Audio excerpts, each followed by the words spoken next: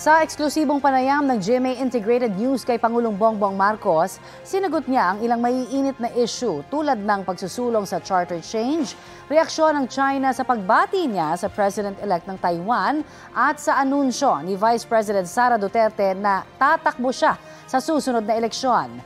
Balitang hatid ni Pia Arcangel.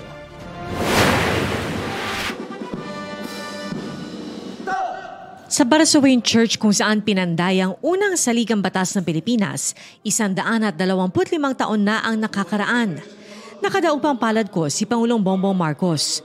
Sa isang pambihirang pagkakataon, binigyan ako ng access na malapitang makasamang Pangulo sa kanyang aktibidad. Hello, is it okay, sir? I'll be sitting beside you. Thank you, sir. It's very loud. Thanks for letting us fly with you, sir. There are so many diffusions.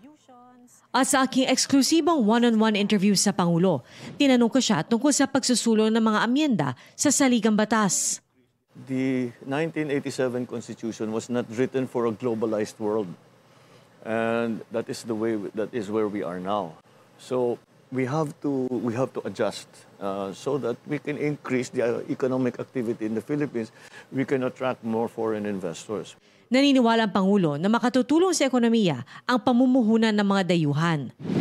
Pero sa ngayon, nililimitahan ng saligang batas ang foreign ownership sa 40% sa mga public utilities gaya ng kuryente, tubig at public utility vehicles. Meron ding 100% na hindi maaaring mapunta sa kamay ng mga dayuhan, gaya ng lupa. Akong feeling ko, I'm sure we will hear from the others that but those who have resided in an area over many years, papasok yung mga mayayaman na dayuhan. They will pay big money to buy that land. The value of the land will go up.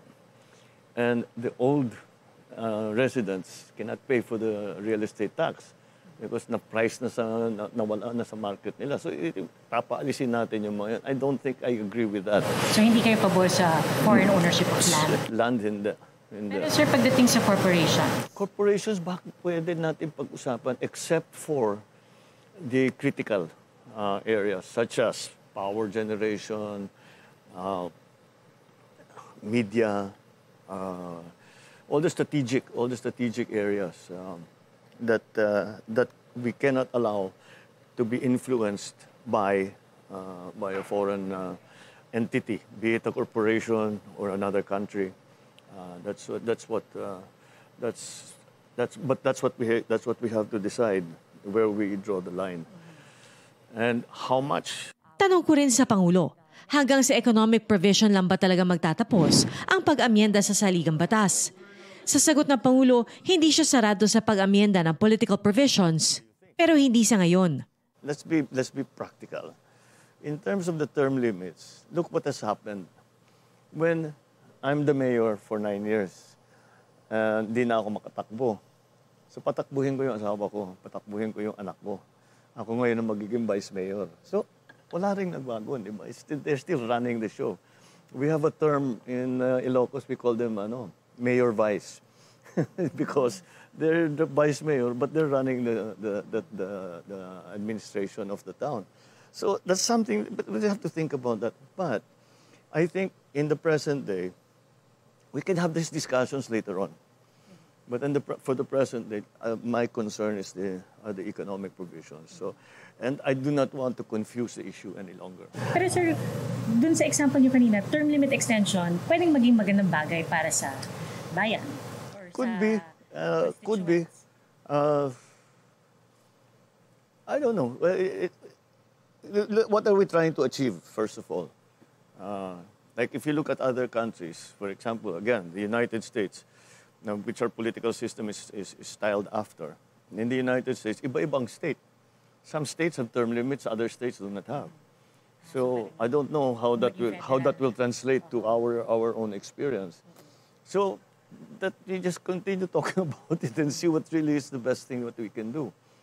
But I do not want to jeopardize the success of the amendments to the economic provisions by putting in other issues. Let's keep the issue clear. In my view, that's the way to do it. Pinag-usapan din namin ni Pangulong Marcos ang inanunsyong plano sa politika ni Vice President Sara Duterte na kanyang running mate noong eleksyon 2022. I think she's also testing the waters to see what the reaction will be. That's the only thing I can hear. I haven't talked to her about it. But if again, no, it doesn't. Did you hear that Inday Sara announced? Yes. Okay, that's it. Wala nang dun. What do you think she'll do? Ayan na. Stop it. We'll talk about that later. Panahon ng kanya ama nang sumang-ayon ng Pilipinas na kilalanin ang One China policy na nagsasabing may iisang gobyerno lamang ang China at ang Taiwan ay isa lamang probinsya nito. Kamakailan lang umalma ang China sa pagbati ni Pangulong Marcos kay Taiwan President-elect Lai Ching-te sa pagkapanalo nito sa eleksyon. Sabi ng China, labag daw ito sa One China policy at huwag daw maglaro ng apoy ang Pilipinas. Sa kauna-unahang pagkakataon, sinagot ito ni Pangulong Marcos. But just recently po, yung China has made some remarks na parang, kumbaga sir, parang ikinagulat daw nila or ikinadismaya nila yung pagbati po ninyo, sir, sa Taiwanese President-elect. Did this catch you by surprise? I mean, it did. Came from you. It was a personal tweet that you personally posted. It did. It became, very simple lang ang ko dyan. Nung naging presidente ako, binati ako. So, what do? It's just common courtesy that you do the same for them. That's really where it came from. The One China policy remains in place.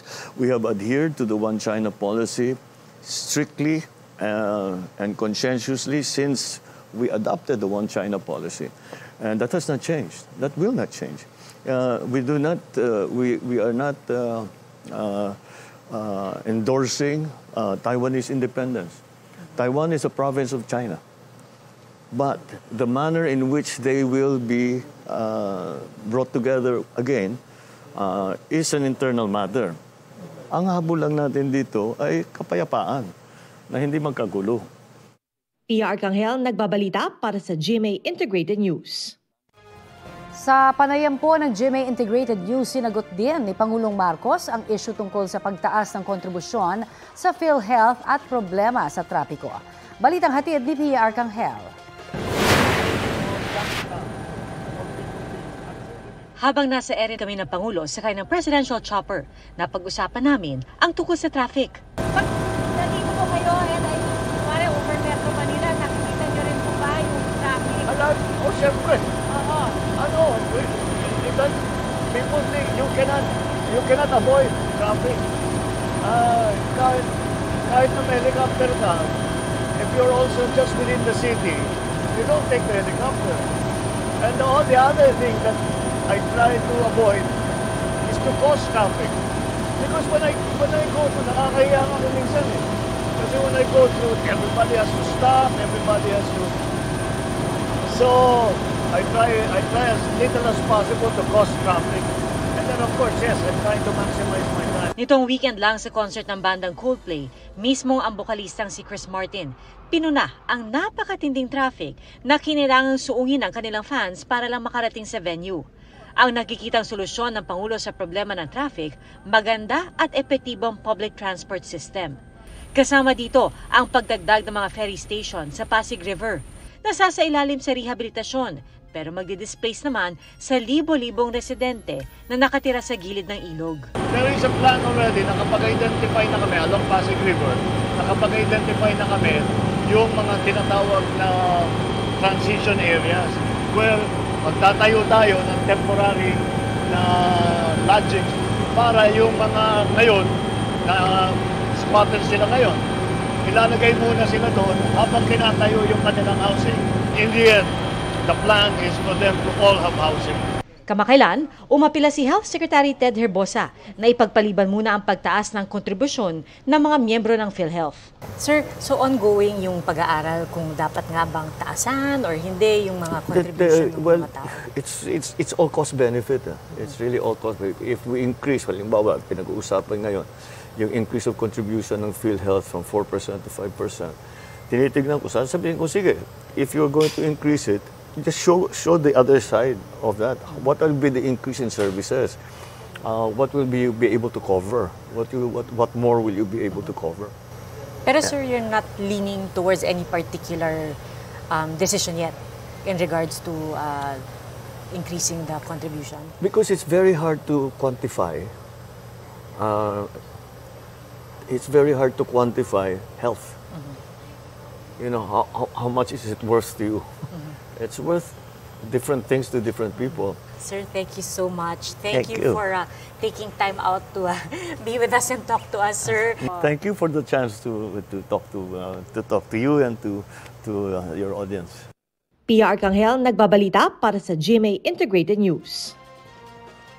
Kapuso, para sa mga maiinit na balita, mag-subscribe sa GMA Integrated News sa YouTube. Sa mga kapuso naman abroad, subaybayan nyo kami sa GMA Pinoy TV at sa www.gmanews.tv.